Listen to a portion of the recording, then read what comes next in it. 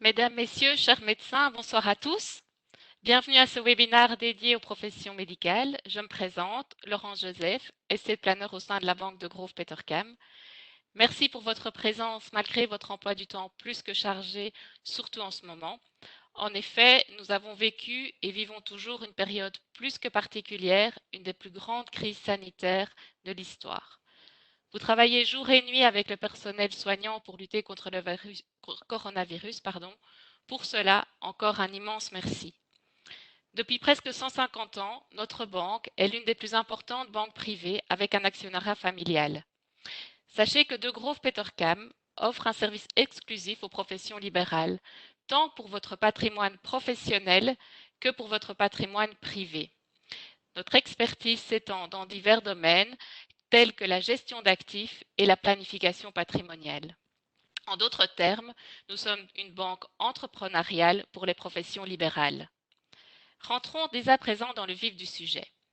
Face au vieillissement croissant de la population et au confinement récent auquel nous sommes tous confrontés, certains d'entre vous se sont sans doute demandé ce qu'il y aurait lieu de faire lorsque vous-même ou vos proches ne seraient plus en mesure de pouvoir gérer leurs biens ou leurs personnes ou même plus capables de se déplacer jusqu'à l'étude de leur notaire.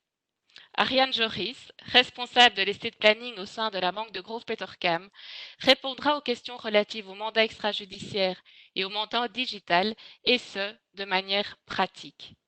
Justement, d'un point de vue pratique, durant ce webinaire qui durera grosso modo 40 minutes, vous aurez l'occasion de poser des questions auxquelles nous tenterons de répondre si le timing nous le permet.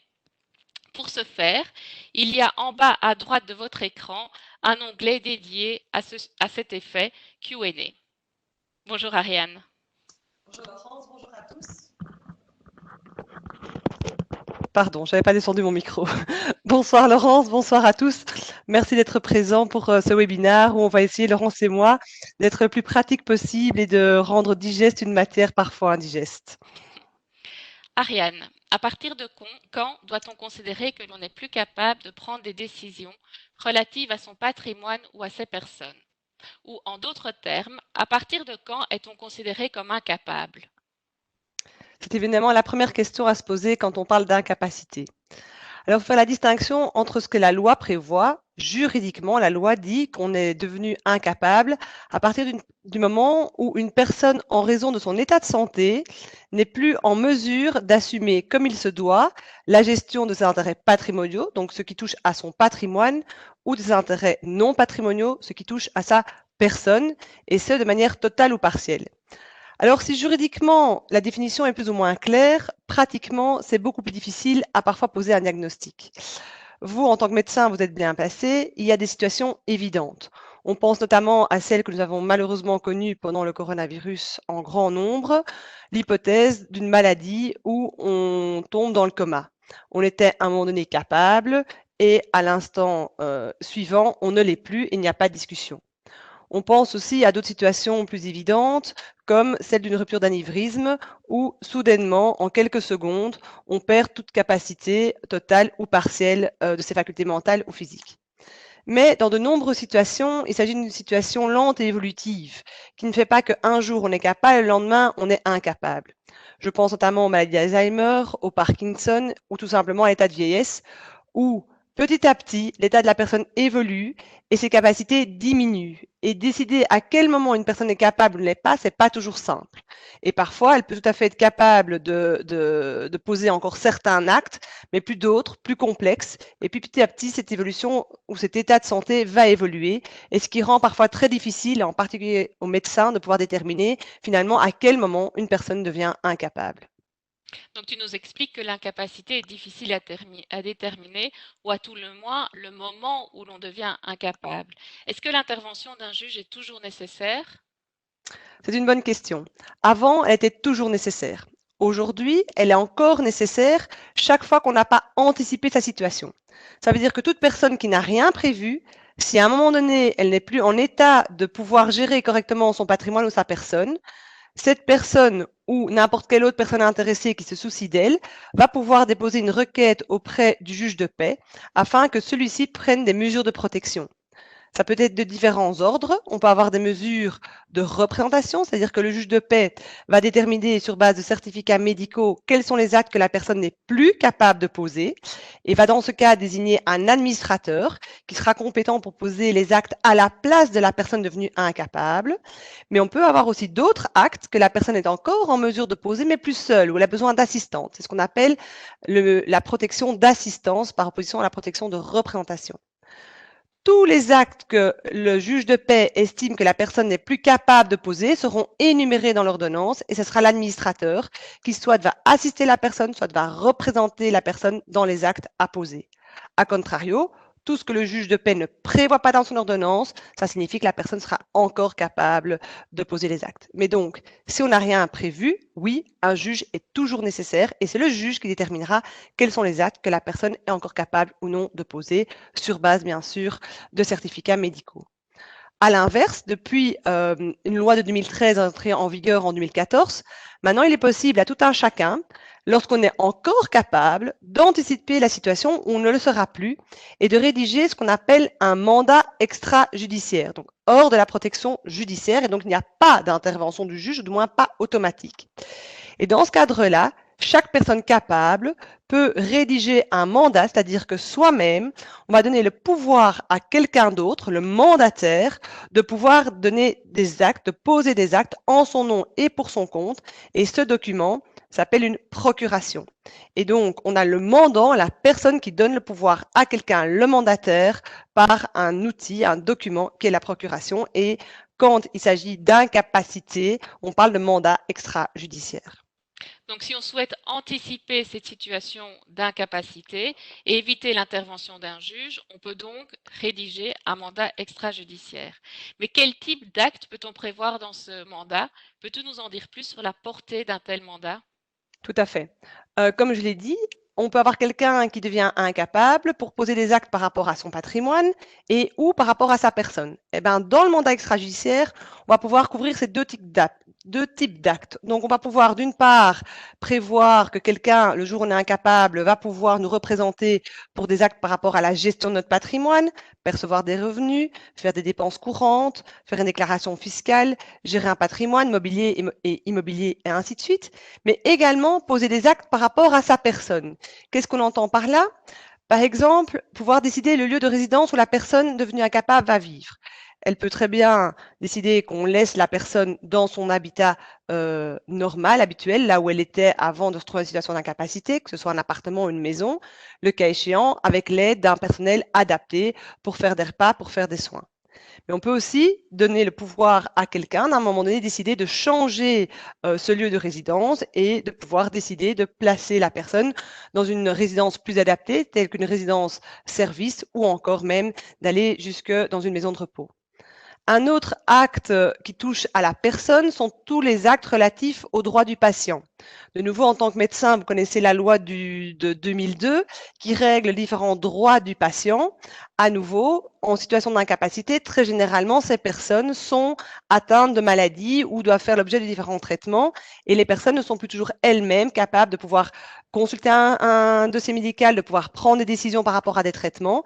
Mais de nouveau, bien sûr, aussi dans le respect des lois particulières, dans le cas d'un mandat extrajudiciaire, on peut donner le pouvoir à quelqu'un d'exercer les droits du patient. Plus loin encore, on peut même aller jusqu'à donner certains pouvoirs par rapport à l'euthanasie. Attention, l'euthanasie est tout à fait réglementée et fait l'objet de lois particulières. Et donc, il y a des actes à poser tout à fait distinctement du mandat extrajudiciaire et qu'on doit poser quand on est encore capable. Mais par ailleurs, dans un mandat extrajudiciaire, on peut aussi donner le pouvoir à une personne de confiance, là c'est moins qu'on puisse dire, pour le moment venu, éventuellement prendre la décision conformément aux actes qu'on a posés antérieurement en vue de pouvoir, dans certaines circonstances, pouvoir mettre fin à ces jours. On le voit, les décisions que peut prendre le mandataire au nom du mandant sont très importantes. Y a-t-il moyen de délimiter les pouvoirs du mandataire? Est-ce qu'on peut faire du sur-mesure? Oui, bien sûr. En fait, tout dépend de ce que le mandant, donc ce que la personne souhaite. tous les actes qui ne seront pas prévus dans le mandat ne pourront être posés par le mandataire. Donc, on peut avoir quelqu'un qui souhaite limiter, par exemple, les actes que la personne pourra poser lorsqu'il sera incapable à une gestion journalière. Donc, des actes qui vont être, par exemple, de pouvoir faire des petites dépenses courantes qui ne dépassent, par exemple, pas un montant de 100 € par semaine, de pouvoir aller chercher un courrier à la poste, de pouvoir percevoir un courrier recommandé, de pouvoir payer certains services quotidiens et autres, mais on peut aussi aller bien au-delà de ça et aller vers des actes qui portent sur le patrimoine et de manière très conséquente. Je pense notamment à tout ce qui concerne la gestion d'un patrimoine immobilier, mettre des biens en location, les vendre, les acheter. Tout ce qui concerne la gestion d'un patrimoine mobilier, notamment par rapport aux relations bancaires, ouvrir un compte, clôturer un compte, investir dans des assurances, investir dans des produits financiers éventuellement risqués, donc augmenter le profil de risque. Toutes ces opérations qu'il y a à la banque peuvent être donc prévues dans un mandat extrajudiciaire. Même chose par rapport à une société. On est en société, administrateur ou actionnaire. À un moment donné, on se trouve en situation d'incapacité. On peut régler cette question dans les statuts de la société, mais également dans le mandat extrajudiciaire, on peut prévoir quelle sera la personne qui nous représentera le moment venu. Et puis, plus particulièrement en matière d'estate planning, dans cette matière qui nous tient à cœur, le souhait, bien sûr, des personnes qui mettent en place un mandat extrajudiciaire est aussi de pouvoir continuer la planification patrimoniale qu'ils souhaitent dans le temps, et ce, même si un jour ils deviennent incapables. En effet, quand on est encore actif et en pleine possession de ses moyens, on n'a pas toujours envie, on n'est pas toujours prêt à déjà transmettre son patrimoine à la génération suivante, mais on veut être certain que le moment venu, à un âge bien plus avancé, on puisse encore le faire dans des conditions qu'on détermine, par exemple en faveur de qui, sur quel montant, avec quelle modalité, mais qu'on puisse quand même encore poser l'acte de transmettre, de donner éventuellement une partie du patrimoine, par exemple, à ses descendants. Et on veut se garantir le fait que même si on ne sera plus capable le moment venu, que quelqu'un puisse encore poser ses actes, eh ben, on peut très bien donc prévoir et donner le pouvoir à quelqu'un de donner tout ou partie de son patrimoine, tant mobilier qu'immobilier, en vue justement de poursuivre cette planification qu'on a souhaitée lorsqu'on était encore capable. Donc on l'a bien compris, les pouvoirs du mandataire sont très étendus, mais est-ce qu'il peut vraiment poser tous les actes? Non, là, effectivement, j'étais peut-être un peu trop loin. Il y a tous les actes qui sont liés à l'intimité propre de la personne, qui sont vraiment, qu'on appelle, intimement personnels. Je pense notamment au testament.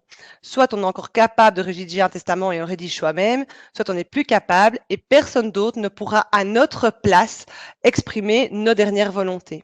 Dans un même ordre d'idées, le consentement au mariage, soit on est encore capable de donner un consentement au mariage et de décider de s'engager à vie auprès de quelqu'un, soit on ne l'est plus et personne ne pourra prendre cet engagement à notre place. Même chose par rapport à une décision éventuellement de changer de sexe.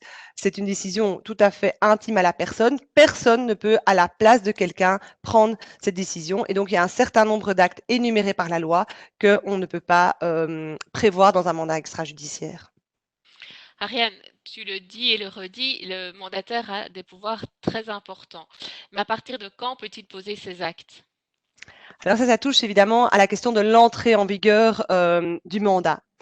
Il y a différentes possibilités. La plupart des personnes avec qui on aborde ce sujet ont évidemment envie que l'entrée en vigueur du mandat soit différée, c'est-à-dire qu'il entre à un moment ultérieur. Par exemple, à un moment donné, objectif, tel que par exemple, le jour où je rentre dans une maison de repos, je souhaiterais que mon mandat entre en vigueur. Si ce moment a le mérite d'être objectif et d'être sujet à aucune discussion, il n'est pas forcément en lien avec la capacité de la personne. Je m'explique. On peut être parfaitement incapable et pourtant être encore chez soi et ne jamais aller en maison de repos. Et donc, le mandat extrajudiciaire n'entrera jamais en vigueur dans cette hypothèse-là. Ou à l'inverse, être encore capable mais ne plus se sentir à l'aise et ne plus avoir envie de rejeter ce choix. Et donc, de finalement aller dans une maison de repos alors qu'on est encore capable. Donc, cette solution objective ne répond pas exactement au souhait de voir entrer en vigueur le mandat au moment où on sera incapable. Alors, on voit différentes clauses qui, justement, ont pour but de faire entrer en vigueur le mandat à le moment où on sera incapable. Mais comment constater cette incapacité? Différentes possibilités. On voit souvent des clauses où on va faire déterminer l'incapacité par 2 attestations médicales de 2 médecins indépendants. Mais notre pratique nous amène, et de nouveau, vous les professionnels de la santé êtes bien pensés pour le savoir, que c'est pas confortable pour un médecin d'un moment donné de devoir dire, bah voilà, j'estime que cette personne est incapable et que le mandat extrajudiciaire va donc par conséquent entrer en vigueur. Et on se rend compte dans la pratique qu'il n'est pas si simple de recueillir ces deux attestations médicales, ce qui rend du coup parfois complexe l'entrée en vigueur d'un mandat. Une autre alternative encore, toujours dans l'optique de faire rentrer le mandat de manière différée dans le temps, c'est de prévoir l'intervention du juge et de s'en remettre au juge, et c'est le juge qui va alors constater l'incapacité, à nouveau souvent sur base de certificats médicaux. Et si le mandat est bien rédigé, c'est le juge qui va prononcer l'entrée en vigueur du mandat et on restera dans une mesure de protection extrajudiciaire. Mais comme je viens de l'expliquer, d'une part, ces questions d'entrée en vigueur, de déterminer la notion d'incapacité n'est pas évidente. D'autre part, même si on arrive à la déterminer, ça peut prendre du temps, parfois une semaine, des mois même. Et donc, quand on veut poser des actes très rapidement, on pense notamment à des situations que l'on connaît avec des gens qui rentrent dans le coma et on veut rapidement poser certains actes, ben, on est bloqué tant qu'on n'a pas ces conditions. Et en plus, cette entrée en vigueur différée est relative. Je m'explique.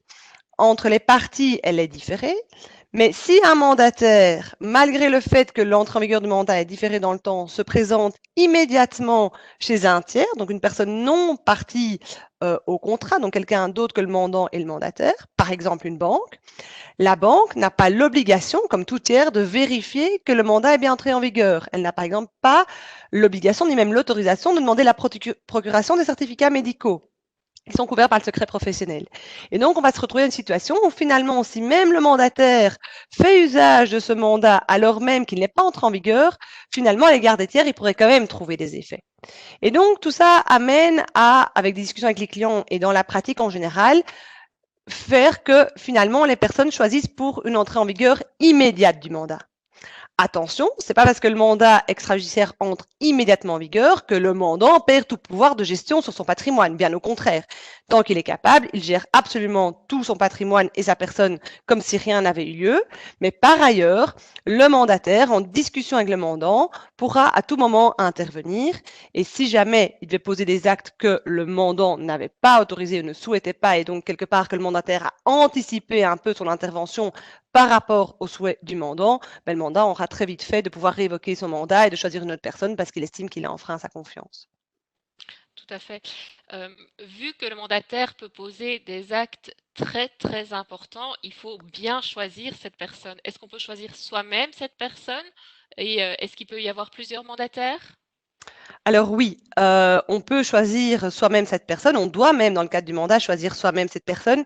Évidemment, il doit s'agir d'une personne de confiance, mais ça peut être tant une personne de la famille qu'un professionnel. Très généralement, quand les personnes font un mandat extrajudiciaire par opposition à l'intervention d'un juge, on va avoir des membres de la famille qui interviennent. Maintenant, on peut choisir une personne, mais on peut choisir plusieurs personnes. Et on peut aussi choisir plusieurs personnes pour tous les actes, ou bien dire, par exemple, je veux que ce soit telle personne pour tous les actes relatifs à ma personne, comme j'ai indiqué, notamment par rapport à un suivi médical et autres, mais une autre personne pour la gestion de mon patrimoine, qui demande peut-être plus de compétences économiques ou financières.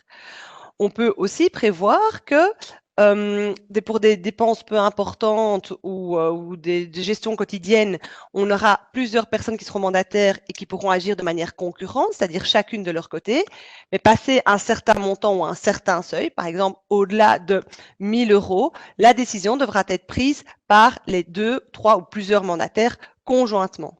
Et donc, on se rend compte vraiment qu'on a une très grande latitude dans le choix des personnes qu'on peut désigner par son mandat, mais aussi sur le nombre de personnes qu'on peut choisir. Et imaginons maintenant que le mandataire choisi par le mandant soit lui aussi frappé d'incapacité ou décédé. Qu'est-ce qui se passe dans ce cas-là? Alors, si au moment de l'entrée en vigueur du mandat, le mandataire est soit décédé, soit plus capable, ou même par après l'entrée en vigueur, le mandataire entre à son tour en situation d'incapacité, si rien n'est prévu dans le mandat prend fin et on va devoir retourner devant le juge. D'où le fait qu'on conseille très généralement aux personnes de prévoir ce qu'on appelle des mandataires subsidiaires. On a le mandataire principal et puis s'il lui arrive quelque chose ou s'il devient incapable, ce seront les mandataires subsidiaires. Typiquement dans la pratique, qu'est-ce qu'on voit? On voit que des partenaires ou des époux se donnent mutuellement mandat premier mandataire pour gérer le patrimoine et la personne, ce qui permet d'assurer une continuité de la gestion du patrimoine si l'un devient incapable, et qui d'autre mieux qu'un conjoint peut prendre les bonnes décisions par rapport à la personne de l'époux devenu incapable. Et puis si à son tour le conjoint encore capable devient incapable ou décède, à ce moment-là, on va prévoir que ce sont les enfants qui seront les mandataires subsidiaires, et de nouveau, soit de manière conjointe, ils doivent agir ensemble, ou de manière concurrente, chacun peut poser les actes en fonction des besoins du mandant.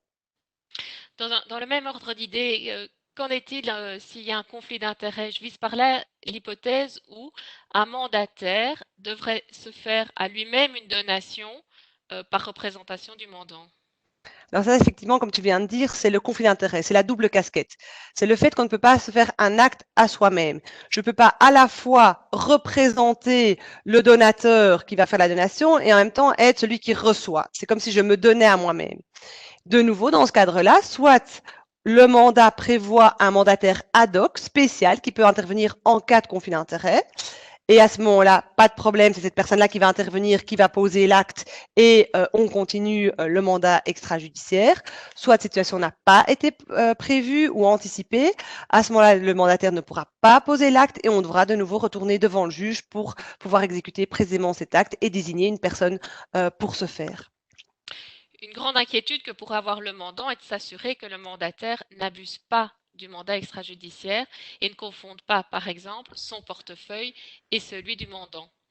Effectivement, ça c'est toujours un sujet, la question de comment garantir finalement que le mandataire va gérer correctement son patrimoine. Il y a différents garde-fous pour éviter cette situation. Il faut distinguer deux hypothèses. La première, c'est où le mandat entre immédiatement en vigueur et donc le mandant est encore capable et c'est bien sûr lui qui va pouvoir exercer le contrôle. Si le mandataire pose déjà des actes alors que ce n'était pas son intention ou que le mandataire pouvait déjà poser des actes en concertation avec le mandant mais que ça n'a pas été posé comme il veut, à tout moment, il peut révoquer.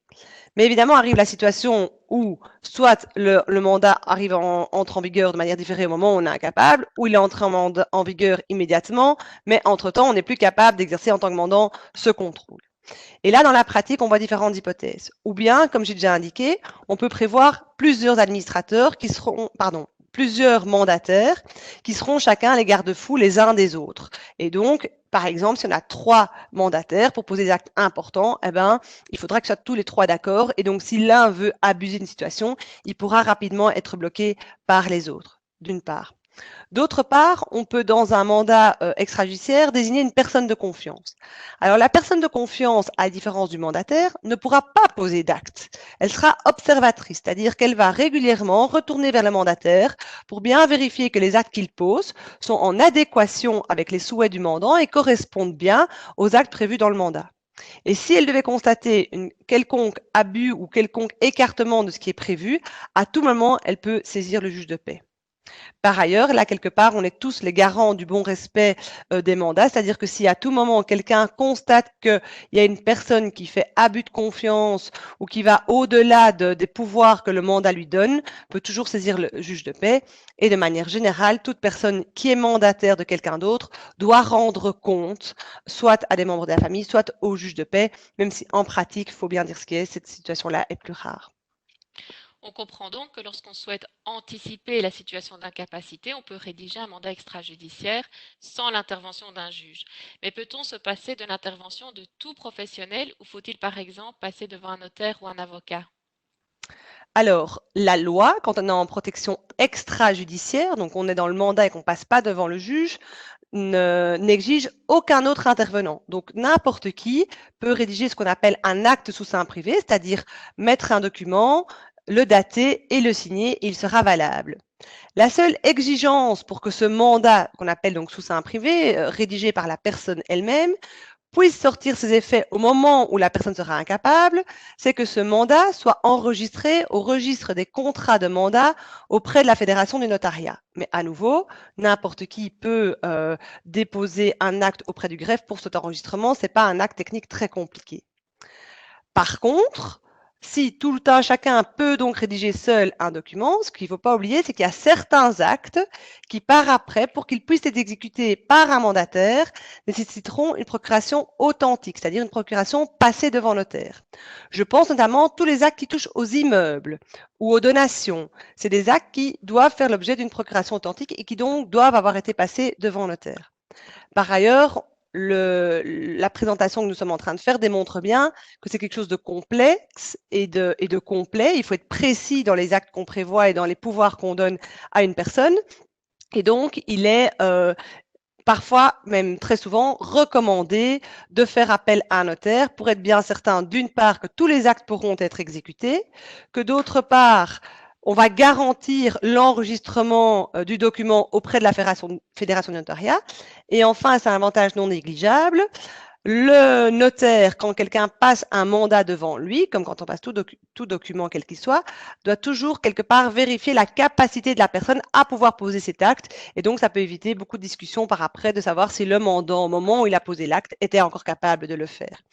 Et donc voilà, compte tenu de tout cela, même si ce n'est pas obligatoire de devoir passer devant un notaire pour rédiger un mandat extrajudiciaire, nous le conseillons vivement pour être sûr que ce document qui a quand même une force et d'importants impacts à l'avenir soit correctement rédigé et puisse trouver à sortir ses effets le moment venu sans difficulté. Ariane, nous connaissons l'importance du mandat extrajudiciaire et l'intérêt que celui-ci suscite dans la pratique, puisqu'en 2019, ce n'est pas moins de 150 mandats qui ont été signés en moyenne par jour. Pendant le Covid-19, l'intérêt était encore plus important puisqu'il permettait d'anticiper notamment la situation du coma. Cela signifie que si une personne souhaite rédiger un mandat notarié, elle doit se présenter physiquement chez le notaire? Alors c'est une très bonne question et la situation a récemment changé. Avant, si on souhaitait passer à un mandat extrajudiciaire devant le notaire, comme tout acte qu'on devait passer devant le notaire ou qu'on souhaitait passer devant le notaire, il fallait être physiquement présent chez le notaire pour vraiment signer le document chez le notaire. Nous avons connu la situation de lockdown pendant plusieurs semaines et les études notariales ont fermé, comme d'ailleurs d'autres bureaux d'enregistrement et tout ça. Et on pouvait encore passer des actes devant le notaire que s'il y avait une urgence, et c'était le notaire lui-même qui jugeait de l'urgence. Et donc, on s'est retrouvé dans une situation où beaucoup d'actes notariés ne savaient plus être signés. Aujourd'hui, en plus, si les études ont rouvert, c'est dans des conditions tout à fait strictes, où on limite le nombre de personnes qui peuvent être présentes à la réunion, où il faut encore une distanciation sociale, où il faut encore un masque, et ainsi de suite. Et donc, il était urgent que des mesures soient prises pour que justement, on ne doive plus être présent physiquement chez le notaire. Aujourd'hui, c'est chose faite, puisque dans la lignée de ce qu'ont fait les Pays-Bas et la France, la Belgique a aussi pris une loi qui est entrée en vigueur le 5 mai 2020, donc tout récemment, et qui a introduit le système de procuration digitale et qui permet de donner une procuration électronique, signée par voie électronique, et qui fait qu'on ne doit donc plus se présenter soi-même chez le notaire en personne physique. Mais est-ce que tu peux donner une définition de la procuration digitale? Alors, la procuration digitale, c'est le fait de pouvoir donner mandat à quelqu'un de signer pour soi un document authentique, mais ce mandat et le fait de signer cette procuration ne se fait pas signer de la main comme on signerait tout document, elle va être signée de manière digitale par des instruments électroniques reconnus par la loi. Ok, donc on comprend que cette procuration digitale est née d'une situation tout à fait particulière. Est-ce que ça signifie que cette possibilité est temporaire et qu'elle prendra fin lorsque la situation normale sera revenue? Non, pas du tout. Quelque part, la situation que nous avons connue a mis en avant, quelque part, le retard que le notariat et la justice en général connaissent par rapport à la digitalisation et a mis en avant les manquements et le fait que c'était quand même incroyable qu'au XXIe siècle, on ne soit pas capable de faire passer des actes sans devoir se présenter physiquement chez un notaire. Et donc, quelque part, cette procuration digitale est qu'un premier pas vers une digitalisation de toujours plus importante. Le webinaire de ce soir en témoigne et va clairement non seulement rester dans le temps, mais on s'attend même à ce que ça aille encore plus loin et qu'un jour on puisse directement signer l'acte notarié en tant que tel de manière digitale sans devoir passer par une procuration où il y a encore quelqu'un qui doit physiquement être présent. Oui, donc c'est ça. Donc tu confirmes que la personne à qui on donne la procuration doit se présenter physiquement à l'étude. Oui, tout à fait. Donc ça, c'est important. On va donner de manière digitale une procuration. Comment ça va se faire? Le notaire va nous envoyer un acte. On va devoir télécharger un programme, soit le lecteur de cartes électronique, soit ITSME, qui est une plateforme digitale mise en place par le gouvernement et qui permet d'identifier de manière certaine la personne. Et donc, on va signer cette procuration pour donner le pouvoir à quelqu'un, soit un clerc de notaire ou une personne présente en l'étude qui signera pour nous le document authentique, l'acte authentique dans un second temps, soit en donnant procuration à une personne qui nous est proche et qui, elle, se rendra sur les lieux. Mais donc, c'est la procuration qui est digitale, c'est le pouvoir donné à quelqu'un qui est digital et qui se fait de manière électronique, c'est pas la signature de l'acte en lui-même, d'où le fait qu'il faut encore quelqu'un de présent au sein de l'étude. Donc, tu viens de nous dire que grâce à la procuration digitale, le mandant ne doit plus se rendre obligatoirement physiquement chez le notaire. C'est une mesure, en fait, qui permet aussi de gagner en efficacité.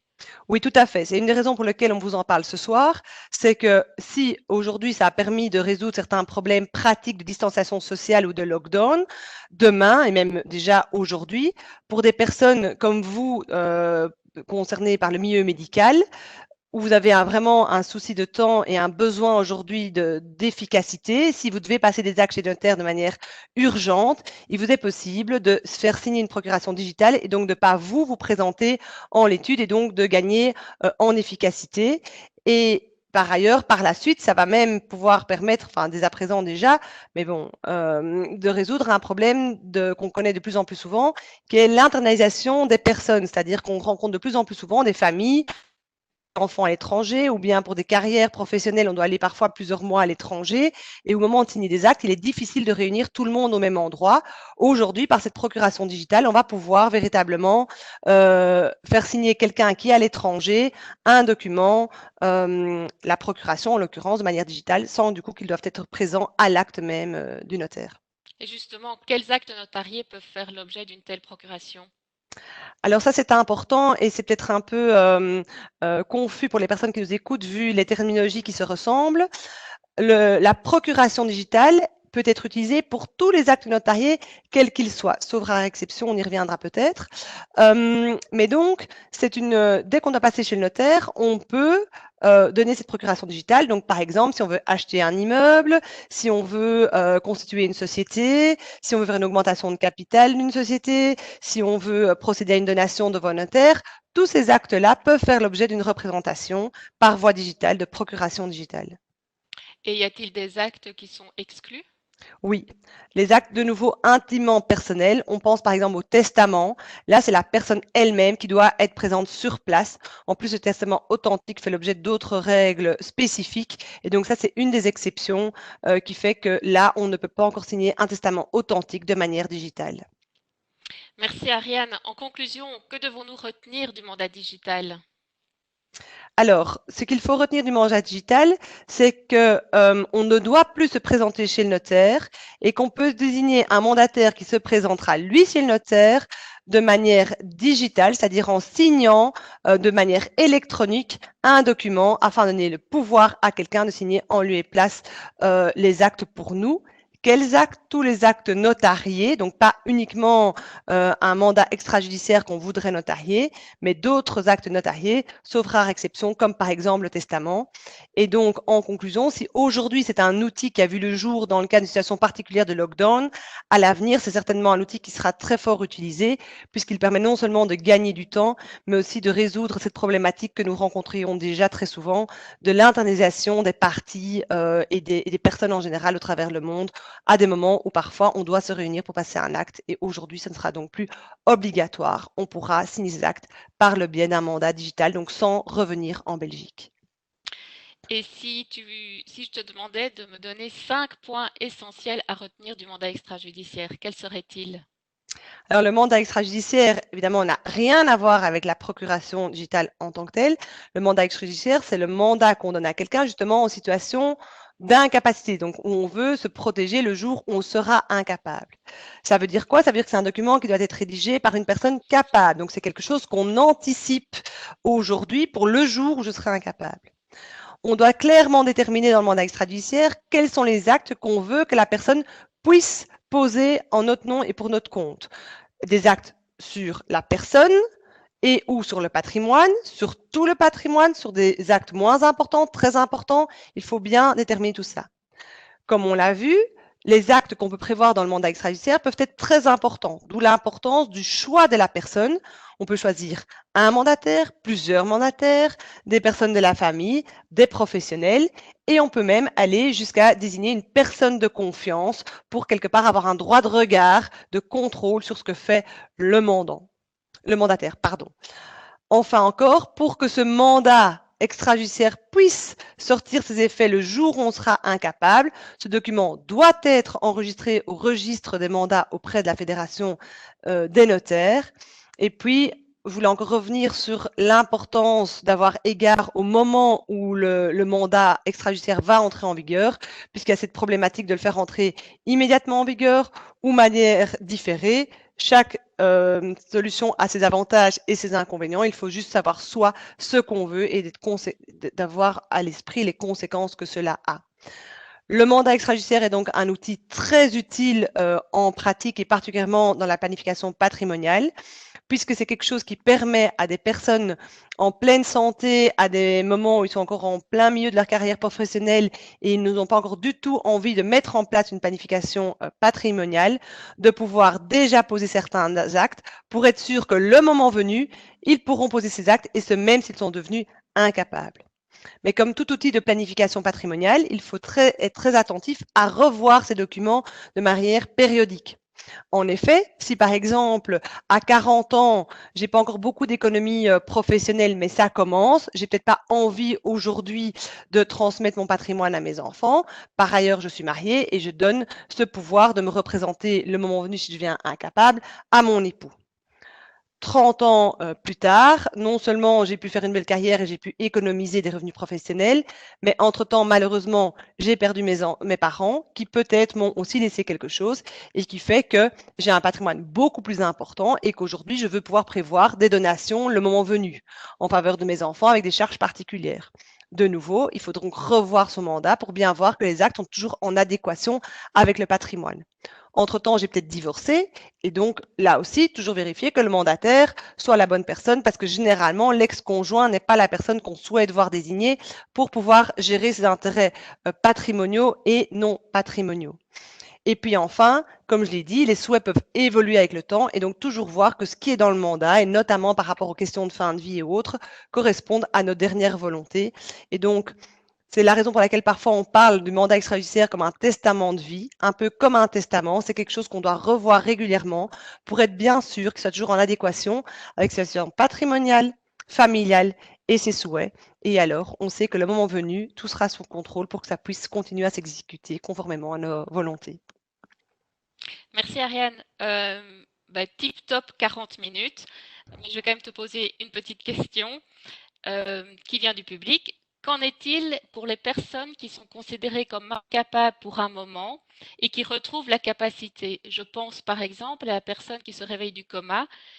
Cette hypothèse pourrait être résolue par la signature d'un mandat extrajudiciaire. Alors oui, tout à fait.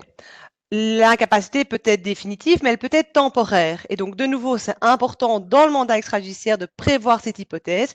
Et à ce moment-là, pendant la durée d'incapacité temporaire, le mandataire va pouvoir poser les actes conformément au mandat, mais le moment venu, quand le mandant, retrouvera ses capacités, à ce moment-là, c'est lui qui reprendra la gestion de son patrimoine et de sa personne et le mandataire sera de nouveau mis de côté jusqu'à ce qu'éventuellement il y ait une nouvelle situation d'incapacité qui arrive.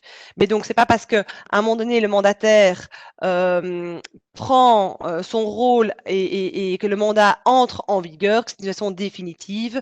Dès que la personne retrouve ses capacités, le mandat redevient, je vais dire, optionnel et mis de côté par rapport à la personne elle-même qui reprendra la gestion de son patrimoine. Donc, vu que tu as répondu rapidement, j'en pose encore une dernière. Est-ce que si on choisit deux mandataires, il faut-il deux actes différents? Alors, c'est une très bonne question.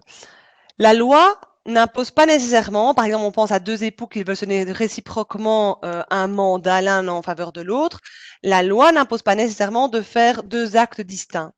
Mais par analogie au testament, où là, par contre, ça doit bien faire l'objet de deux actes distincts, beaucoup de notaires estiment que le mandat extrajudiciaire touche à l'intimité et vraiment à des souhaits tout à fait personnels de chacun des parties et donc préfèrent faire deux actes séparés pour éviter toute discussion. Maintenant, voilà, si jamais un notaire ou des personnes devaient quand même souhaiter passer le mandat dans un seul et même acte, juridiquement, il ne pourrait pas être entaché de nullité, mais on se rend compte quand même que les notaires, dans la pratique, de peur que ça pose des difficultés par la suite, préfèrent passer deux actes distincts, comme les testaments, et un peu de nouveau par analogie à la réflexion du testament. Merci Ariane, et ton pari est réussi. Tu as rendu cette matière digeste.